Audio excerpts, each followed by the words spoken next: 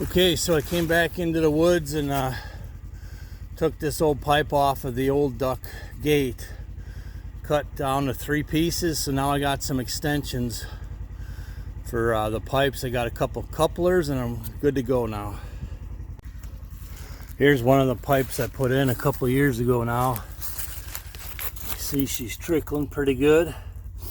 This is getting everything that's seeping out of the big pond.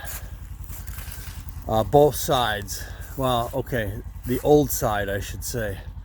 There is a little seep there, but with all the trees and roots, that's to be expected.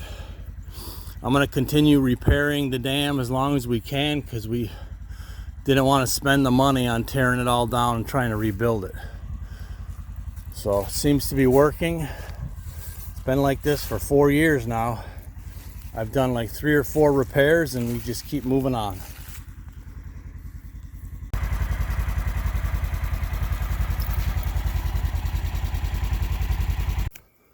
Okay, so this is a pipe coupler in case you've never seen one. Pretty self-explanatory.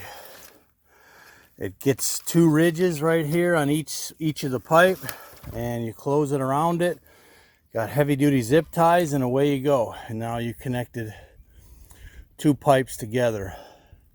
I have used Gorilla Tape, and it worked on 1 pipe so far in a pinch, but we're going to put the coupler on, and I'm going to put a second pipe in here, and then I'm going to extend that first one. Okay, I'll try to show you just how easy it is. So there, you just close it up like there, and the zip ties go in these 3 slots, and away you go. And then you just got to be a little bit careful with it when you set it, because it'll be just a little wobbly at that joint. Pretty simple. It's almost marine proof. That's pretty close to marine proof right there.